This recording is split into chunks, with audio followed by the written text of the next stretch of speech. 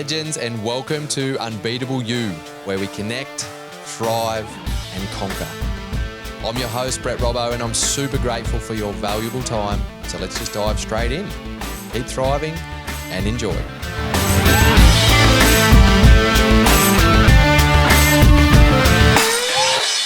Here's why I believe that the world is actually becoming a better place. I'm frothing right now, high on life, because I've just come off a Zoom call with a group of men who I have acknowledged. It was their acknowledgement ceremony after going through an 8-week immersion with me, and we work on physical, mental, and emotional capacities, emotional intelligence, understanding ourselves at a deeper level, and then having the tools and the strategies and the processes and the support and the accountability to be able to live life from that perspective. And the reason why I'm frothing and absolutely just buzzing right now is because in that acknowledgement ceremony, each of the guys went around and acknowledged each other for the growth and the contribution that they witnessed and the inspiration that they drew from each other over this 8-week immersion. And I also acknowledged the guys and shared the inspiration myself. And then they were able to share their own personal journey over the 8-week immersion. And I ended up in tears because one thing that became really clear to me is that these men, and this happens in every 8-week immersion, this happens with my ongoing tribe, my yearly group that come with me, this happens with other people that I work with and that I see put in the time and the effort and do the work, is that when they trust the processes and they lean in to the work, when they trust the processes, they feel change from within, and then that change ripples into their family lives, into their businesses and the staff, into their communities or their clients. And I see that ripple effect. And one of the guys sent something to me in his revision of the 8 weeks. And he said, it's really taught me how to start each day as a clean slate, and that every day is a new opportunity to begin again. And I sat down, like my shoulders just dropped with this great sense of contentment, and tears just started rolling down my face, because what that means to me is that he and the other guys all agreed that they know that past experiences, past mistakes, past failures, because we're going to have these, we're going to have them on a daily basis with small things, and we're going to have them with a business failure or a relationship failure or mistake. What we need to understand is that those past experiences do not determine our future. Every day, and in fact, every moment of every day, is an opportunity to show up and be completely present, showing up as the genuine best version of ourselves and using our foundations of the work that we've done, and knowing that the choices we make from this moment on is what determines our future. Not the past mistakes, not the past failures. They're all experiences that contribute to where we're at right now. But for us what got us to where we are won't get us to where we want to go. And the more that we get caught up in those past experiences, the more we're actually limiting our potential and holding ourselves back. And the main thing that actually holds us back, and this is why I had tears rolling down my face, is the mindset and the stories that he chose and all the guys chose to not carry with them, the negative, disempowering stories, and not letting that ruminate into shame if they've made mistakes in their business, if they've made mistakes in their relationship, if they've communicated poorly, whatever it might be. It's the integrity. The thing about integrity is that we want to act from integrity and act in alignment and do good and do things that we say we're going to do. That's integrity.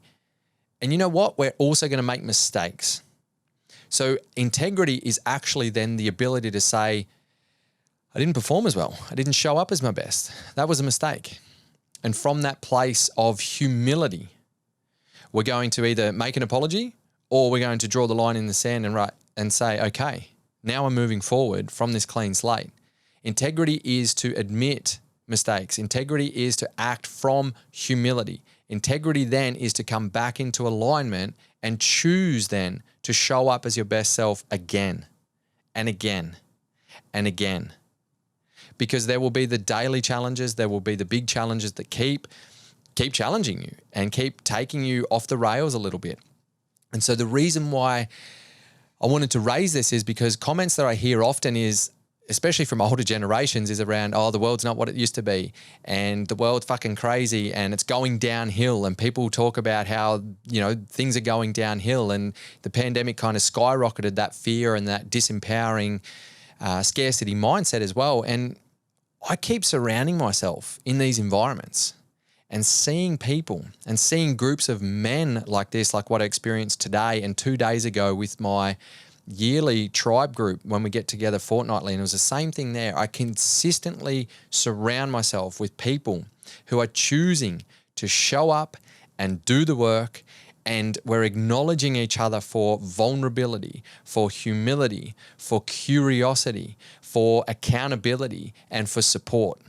And when I see people operating from that space and catching our bullshit stories is what I call them, when our thoughts we get into these disempowering, I'm not good enough, what if I fail? And the biggest one is the fear of judgment from other people, and what are people going to think of me, and all of this blah, blah, blah, blah, blah. And reality is we're going to keep having those. But the reality is also that the more that we catch those and understand that they're just stories and it's not the truth, you are not your thoughts. Your thoughts are not the truth. They are just thoughts. And when we get caught up in that rumination, what we can tend to do from that place, and we start to get shame about, I made a mistake in business and I haven't treated someone the best that I could and it's out of alignment, and we get caught up, but now I feel really shamed about that and I don't know what to do, and getting caught up in that story, I'm not good enough, fear. What we start to do is constrict, and we start to go back internally into our mind and into ourselves, which actually escalates the story even more. And we start to ruminate on it even more. We start to feel more stress. We start to feel more shame. We start to feel more doubt, more worry, more fear. And from that place of more and more constriction, we are only going to keep escalating that. So what I say is that when you feel yourself constrict, the opposite to constriction is expansion.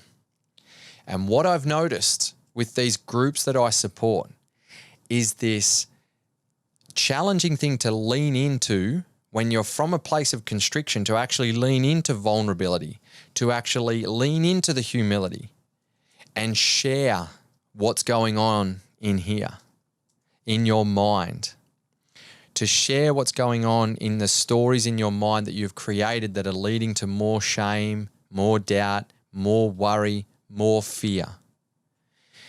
And with that release and that place, from that place of vulnerability and humility, we start to see people and start to see the guys actually expand and feel expansive. And so one of the questions I asked my group a couple of days ago was, can you share an experience that is showing up for you now, or that you know is coming up in the near future, that is going to be challenging for you? And the theme was around actually the way that the world is heading financially. Some of my guys and their industries, so their industry, their business, and them individually will be significantly impacted. Other industries and individuals and entrepreneurs will actually thrive in an economic downturn. And I love that. That's awesome. And some people will be significantly challenged. So around that topic was, how are you challenged, and how do you feel about it, and what are you going to do about it?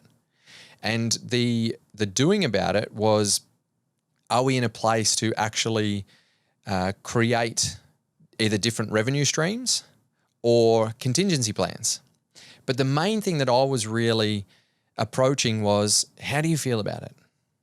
And sensing the constrictiveness before this has even happened, before guys are even getting impacted. There's talk about it. There's signs of it, but there's already this feeling of constrictiveness. So the ability to actually share how they felt, the ability to actually share where their thoughts were going around this already, started to allow them to expand. From this place of expansion, you will make different decisions. From a place of constriction and fear, doubt, worry, and concern, you're going to operate from that. And when we make decisions from fear, doubt, worry, and concern, that's not in alignment of our genuine best selves. You might make decisions out of alignment with your values. You might make decisions that are out of alignment with taking you towards your visions. So we want to understand the difference between feeling constrictive and feeling expansive. And that comes from sharing. It's not the only way to feel expansive. But what I've witnessed and why I believe the world is becoming a better place is because I see more people. And I'm going to speak to the men here because 99% of the people I work with are men. So when I see men, and let me say when I see blokes, so these groups of blokes that I'm working with, where tradies mixed in with lawyers, mixed in with entrepreneurs, mixed in with stay-at-home dads. So there's a whole mixture of different blokes that I'm seeing lean into and trust these processes. And the feedback that consistently comes is, oh man, it feels so good to be around other guys who I can trust and who I'm inspired by when they lean in, when they share their vulnerabilities, when I see them expand and grow. It's super inspirational. So regardless of age, sex, age or gender, it's important to understand that support networks that allow you to share from those places are going to allow you to expand, which allows you to live more in alignment and make more aligned decisions. So whatever way that the financial, if it's an economic downturn in Australia or not, if you're affected by it negatively or if you're affected by it positively in terms of economy, think about it in terms of all challenges that you face or mistakes that you make, because you are human and you will make more of them, and I know that you've made plenty of them. Regardless, it's important to understand that those past experiences do not determine your future. And also the challenges that are out of your control don't mean that you do not have control internally of your thoughts and the way that you feel, and especially the way that you communicate with others. So this is an invitation for you to acknowledge, actually for you to become aware of where you are right now. I want you to ask yourself, where do I sit in the picture of how I feel about things in the near future, in terms of my relationship, in terms of my health, in terms of my business or career? And how do I feel about that? Do I feel constrictive or expansive? And if you feel constrictive, ask another question. Where is that constriction coming from? More than likely, it's coming from a story that you're telling yourself. Become hyper aware of what that story is. Become hyper aware of how it's making you feel. And then become hyper aware of the importance of finding, even if it's one person or a group that you can share with, to allow you to get out of our heads, change the narrative, and come back into alignment, to allow you to feel more expansive again. And that's why creating community is really, really important, because sometimes we can't see or feel the answer ourselves. We get so caught up in our heads that we don't actually know what that looks like or feels like. So the ability to share it with another person and then within a group dynamic and allow people to bring a different perspective to it can really change your narrative. I love the saying, when you're inside the jar, you can't read the label on the outside. This is what I say to everyone that I work with. You are on the inside, you are inside the jar of life, or you're inside the jar of running your business, and you're doing an amazing job. But when you're inside, you can't read the label from the outside. There's perspectives that you're missing. So your ability to be able to find someone or some people, a community group that can read the label from the outside and just give you a different perspective can really help to change the narrative and allow you to feel more expansive. Trust yourself and trust the processes. And just remember, if not now, then when? And if not you, then who? This is your opportunity to live your unbeatable life. There you go, another empowering episode, and thanks again for tuning in. Make sure you check out the show notes for any extra links or information that we spoke about in this episode. Don't forget, you can now catch the Unbeatable You podcast on the YouTube channel, Brett Robbo Coach. If you want info and inspiration straight into your inbox on how to live an unbeatable life, you can sign up to receive weekly insights and actionable steps for optimal performance and thriving in every aspect of your life, plus first release offers on Unbeatable You courses and live events. Don't worry, there's no spam, just short, punchy, value-giving emails straight to you. Simply go to brettrobbo.com/community. If you find value in this podcast, don't forget to share it around with your mates and subscribe, rate, and review. It really supports the podcast mission massively. If you want to reach out to me personally, you can connect with me at BrettRobboCoach on social media, and that's where you can let me know who you want to hear on the show.